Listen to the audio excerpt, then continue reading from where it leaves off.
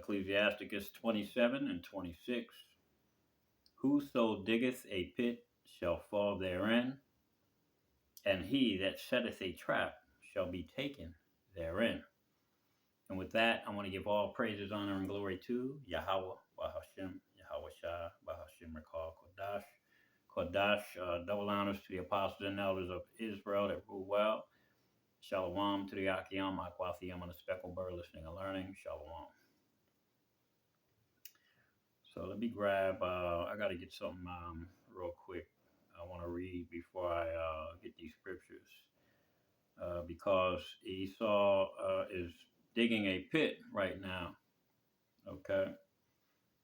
Matter of fact, let me grab, let me get this real quick.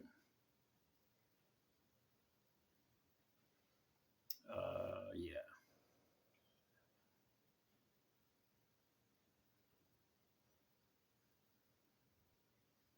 I'm going to get a little bit of some of this history. Then I'm going to read some actual history. And then I'm going to go back to the scriptures. Okay, so he who diggeth a pit shall fall therein. Okay, so like I said, Esau is digging a pit right now, man. So I want to read a little bit of Esther, starting Esther 7, chapter 7, verse 1. I'm going to read down to, I think there's 10 verses there. The point is going to be in 10, but I just want to get some of this some of these other scriptures. Okay, so to lead up to the point. Esther 7 and 1. So the king and Haman came to banquet with Esther, the queen. And the king said unto Esther, on the second day at the banquet of wine, what is thy petition, Queen Esther? And it shall be granted thee. And what is thy request? And it shall be performed, even to the half of the kingdom. Then Esther the queen answered and said, if I have found favor in thy sight, O king, and if it please the king, let my life be given me at my petition, and my people at my request. For we were sold, I and my people, to be destroyed, okay, to be slain and to perish. But if we had been sold for bondmen and bondwomen, I had held my tongue, although the enemy could not countervail the king's damage. Okay. The king Ahasuerus answered and said unto Esther the queen, who is he, and where is he that durst presume in his heart to do so? Because somebody was plotting to kill the Israelites, man, under the king's nose, man. Okay. And it was those funky ass it was the funky gutter rats, one namely Haman. All right. And Esther said, the adversary and enemy is this wicked Haman. Okay. Then Haman was afraid before the king and the queen. All right. And the king, arising from the banquet of wine in his wrath, went into the palace garden, and Haman stood up to make request for his life to Esther. So he started trying to beg, for he saw that there was evil determined against him by the king. Then the king returned out of the palace garden into a place of the banquet of wine, and Haman was fallen upon the bed wherein Esther was. Then said the king, will he force the queen also before me in the house? So he was trying to, pretty much threaten her into giving him his life. Okay, as the word went out the king's mouth, they covered Haman's face. All right, and Harbana, one of the chamberlains, said before the king, behold, also the gallows 50 cubits high, which Haman had made for Mordecai. Mordecai is an Israelite from the tribe of Benjamin, who had spoken before the king, standeth in the house of Haman. Then the king said, hang him therein. Okay, so they was getting ready to, Haman was building gallows to start trying to kill Israelites. He wanted to kill Mordecai. Okay, but he also wanted to kill other Israelites. All right, and the king was unaware of this, man. he had a little bit of juice, so he figured he could go ahead and do what he wanted to do, but it wasn't happening. He had tried to dig a pit and he fell therein. Okay, so let me grab. So I gotta grab some. Let me grab this real quick.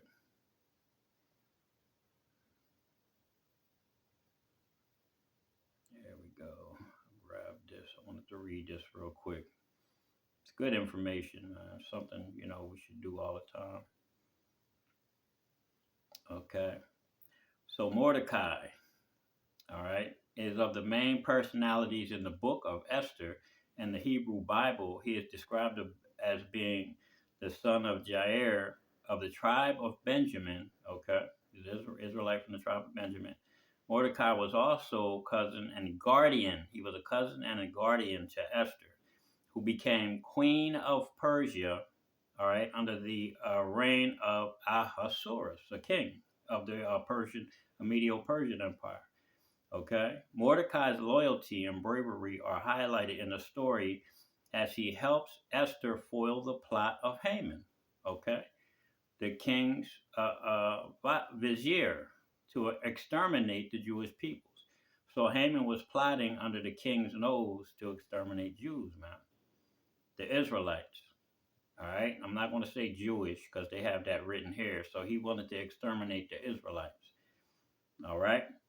Mordecai's actions are rewarded by the king, and he is appointed as vizier. He becomes a respected figure among both Jews and the Persians. Okay, and his influence in the court is used to promote the interest of his people. His story is celebrated in the Israelite holiday of Purim. Okay, which commemorates the victory of the Jews over their enemies. So Haman, he was an Amalekite, man. Okay, he was an Agagite and an Amalekite, man. Okay, he's just like those people over there in Israel, in our land right now, calling themselves by our name. You see, they're called the name stealers for a reason, man. But now they're trying to dig that pit, man. All right. Let me read a little more. Mordecai's actions are rewarded by the king, and he is appointed as vizier. He becomes respect. Oh, I read that, Salakia. Okay. So basically, this is why we celebrate Purim. All right. But Esau, and the point is, I'm going to get that right now. The point is, let me grab verse 10. So they hanged Haman on the gallows that he had prepared for Mordecai. Then was the king's wrath pacified. So Haman, he dug a pit, man. All right, he dug a pit and he fell therein. All right, he wanted to make all the other people around him, believe that the Jews or the Israelites, needed to be exterminated, man. You know, but that Persian king wasn't having it, man. He was married to an Israelite. Okay, Esther. You see, so Haman plotted against people that this man cared, that the king cared about, man, and then he did it without the consent of the king, man. You know, you see. So these gutter rats they're digging a pit right now, man, to exterminate the children of Israel. And what's going to happen? They're going to fall therein. You see. Let me grab Proverbs 26 and 27. It pretty much says the same thing, but I'm going to read that because, that's simple as that, man. Proverbs, I think that's 26 and 27. It's almost the same. It's just numbers are backwards. 27, 26, 26, 27. Okay. Proverbs 26 and 27. Whoso diggeth a pit shall fall therein, and he that rolleth a stone, it will return upon him. So Esau, hey man, listen, you people are in for a rude awakening, man. Psalms 140 and 5. Let's get that.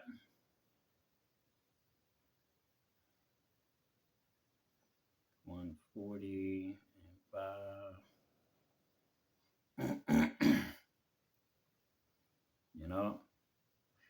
proud. Who are the proud, man? Okay. What does it say? What does the book of Malachi say? That thy pride hath deceived thee. You know, your pride has deceived you, man. Matter of fact, let me grab that so I don't butcher it.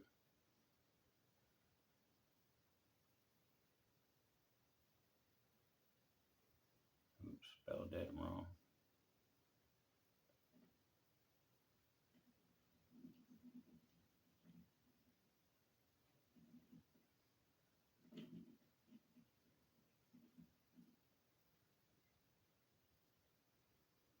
Okay, now Salaki, it wasn't Malachi, it was Obadiah 1 and 3. Let's grab that. The pride of thine heart hath deceived thee, O thou that dwellest in the clefts of the rock, whose habitation is high, that saith in his heart, who shall bring me down? So this is their pride is deceiving them right now, man. Okay? Their pride is really deceiving them, man. So this is what's getting ready to take place. They're getting ready to be destroyed. They're getting ready to be put in a Psalms 140. Going back to that. They're getting ready to be put in a real bad space, man. Okay.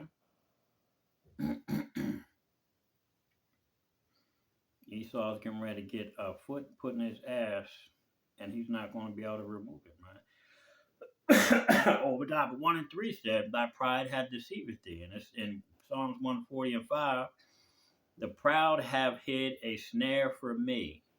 So your pride has deceived you into believing that snare that you're hiding from me, okay, and cords, and they have spread a net by the wayside. They have set gins for me, Selah.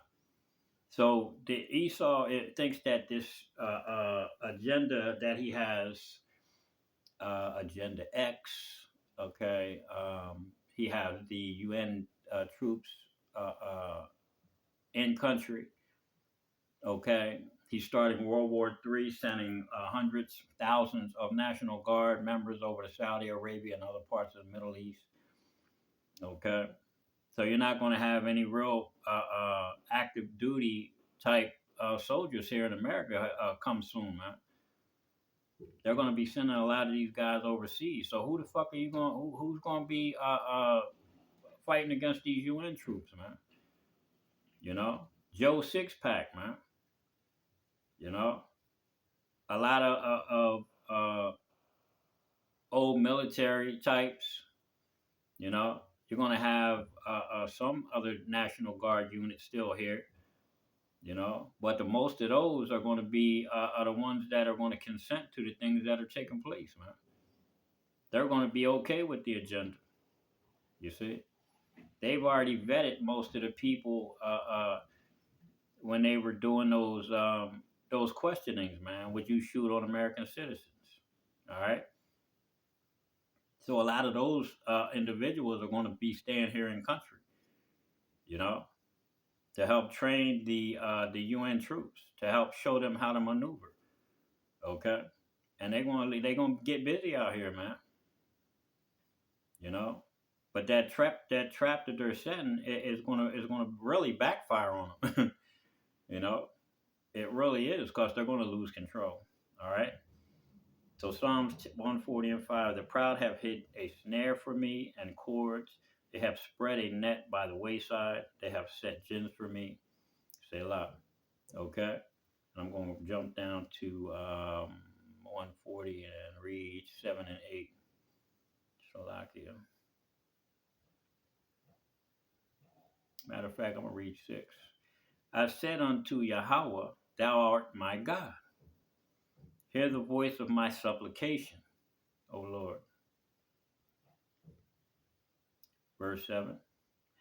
O God, the Lord, the strength of my salvation, thou hast covered my head in the day of battle, because that's what we're coming into. All right. This spiritual battle is going to is going to intensify because of the position that the brothers are going to get put into, man. That spiritual battle is going to get real tough, man, for a lot of brothers. You really don't, you really don't understand how bad it's going to get for brothers like ourselves, man. You know, So it's at this point in this thing, man. It's you gotta expect to be put to death, basically. Okay, you really have to expect to get put to death, man. You know, and giving up everything. You don't. You may not, because the Lord said that not all of His elect are going to die on this side, man. There are some that are going to be martyrs. Yes. So what do we have to do? We expect that they are going to take some of us, and they are going to put some of us to death, man. It's just simple as that. Okay. You know, that trap, that snare, you know, that they're setting up. If you don't comply, then that means you're gonna die. If unless the Most High, if it's the Most High's will, I'm gonna just put it like that. If it's the Most High's will that you're a martyr, then that's what it's gonna be. Salakia. Okay. All right. So, O Yahweh, the Lord, the strength of my salvation, Thou hast covered my head in the day of battle, because basically He's going to put a spirit on us, man, to get through this thing if He's dealing with you. Okay. He's gonna put a spirit on you, man. You're gonna be, we're gonna be some cold motherfuckers, man, out here soon. You know. And I lived here in this where I live at right now. I lived here about 3 or 4 years, coming on 4, and I never had a problem with my neighbor next door. But it snowed Monday, and then again today. But Monday, no, I had to go to work. Still had to go in. It was pretty nasty out, but I went out about 4:30 in the morning. Me and my wife, and we shoveled. You know, we cleaned up our parking spaces in front of our place, the sidewalk. Um, you know, I went to work. I came back home, and my wife was complaining because the next door neighbor, they just knocked all their snow on our, you know, basically over toward our parking space. You know what I'm saying? And then we're walking all over it, so it turned into fucking ice. And today when it snowed, I had to go out there and tell him, "Yo, man, don't push that fucking snow on my side no more. If you're gonna clean the shit, if you're gonna come out and shovel, you know." And I don't really, you know, usually get like that, you know, with neighbors and shit. But it's like, as of lately, man, these people really been getting on my fucking nerves, and that's why I say that we're gonna be some cold. We're gonna be cold, man, when this thing goes down. We're not gonna give a damn about these people and their feelings, man. We're just not, you know. All right. So grant not, O Yahweh, the desires of the wicked. Okay. Further not his wicked device, lest they exalt themselves. Selah. Okay. Because if Esau gets this thing, if he gets this thing, he's going. See, this is what's going to happen. He's going to get it to a certain point where he thinks that he's won. But what do the scriptures say? You know, soon as he, let me get, matter of fact, let me grab that. Soon as he's about to fill his belly, man. You know, let me grab that.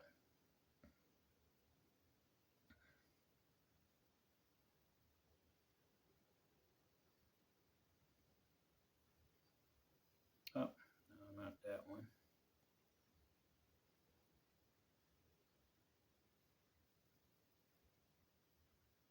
All right, grab this joint. Job 20 and 23. When he is about to fill his belly, Yahweh shall cast the fury of his wrath upon him, and shall rain it upon him while he is eating. Okay, so Esau is gonna this snare, this trap, this pit. Okay, that net that he's putting out there. Okay, he's actually going to get a lot of people. He's going to get a majority of these people caught up in those nets, those traps, those pits. You know, because these people are going to want to continue with their lives, man. They're going to want to continue to live normally. Okay, they're going to want to do these things, man. You know, and we're going to be those people that are going to be like, nah, we're not going to do it. And I was thinking about this earlier. You know, that's going to be the point in time when the Most High is going to find out who well, he already knows, but I'm going to say it that way anyway. He's going to find out who he can give that spiritual power to, man. Okay, because he said right here, it tells you when he is about to fill his belly, God shall cast the fury of his wrath upon him. So when that sea hip gets pushed out, and that's your only option, okay, um, that's when the Most High is going to see if you are really upstanding, man. You know, he's going to find out if you're one of those people that he can actually give his spiritual powers to, man. And once he does those things, once you prove in yourself that you're not going to take it, and you will die, you know, you're willing to give your life like Yahweh Shai. You know what I'm saying? Now, like I said, some of us may be put to death. There may be some martyrs amongst us, man. You know, but uh, uh, if we don't care, if we don't mind, because we know what the reward is going to be, then we may be endowed with that spiritual power, man. And once that takes place, the Most High said He's going the fury of His wrath upon him, and shall rain it upon him while he is eating. So those spiritual powers are going to kick in. Brothers are going to be starting to tear shit up. Like I said, we're going to have that cold ass spirit on us, man. We ain't going to give a damn, man. You know, we just ain't. Well, we told you, we warned you. You see, and when the Most High unleashes those men, when those men are unleashed on this earth, man, I can't remember this man's full name. It's Hadoku or something. He's an African brother. Well, they called him an African, but he was over there in Africa healing people, and they put him to death. They chopped him up, burned him up, put him in metal boxes, flew him to different parts of the country.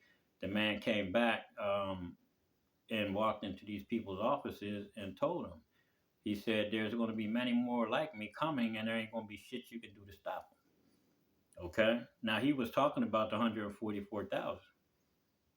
All right. So when the Most High says when he's about to fill his belly, what is he talking about? He's going to unleash that ground force, man. Those chariots are going to be showing up. They coming at that point. You're going to see them physical chariots, man. You're going to see men coming out of these chariots, man. Okay. You see? And then eventually those people, those elect men, you know, that to 1/3, which includes 144,000, are going to be snatched up out of here, and them nuclear bombs are coming, man. Okay? This thing is going to be like this, you know? It's going to be quick. The Most High is going to destroy this place, man, completely. Okay? All right? When he is about to fill his belly, God, the Yahweh shall cast the fury of his wrath upon him, and shall rain it upon him while he is eating. So he's going to think that he is going to be able to finish that meal, but the Most High is going to smack that plate right out of his goddamn hand. All right? So, brothers, man, keep your head up. You know, we're about to be, we're about to be given what we worked for, man. You know, we just have to hold on. We almost out of here. You know, we're about to get that reward, that spiritual reward to help us get through the hell that's coming. Okay, that physical reward if we get through the hell. Okay, and not care if we're getting ready to lose our life. You know, because we refuse to bow that knee, man. Like Shadrach, Meshach, and Abednego, when the dulcimer, the horns, the flute, the sack button, all the other instruments played, and everybody else bowed down to the statue, and they said, "To hell with that, man. We're not bound down." Okay, so we gotta be like those brothers, man, because we know if they were protected by Yahweh Shai, we will too. All right. So with that, I want to give all praise and honor and glory to Yahweh, Bahashim, Yahweh Shai, Bahashim Rakah Kodash. Double honors to the apostles and the elders of Israel that rule well, and Shalom to the Akim, Akwathium, and the speckled bird listening and learning. Shalom.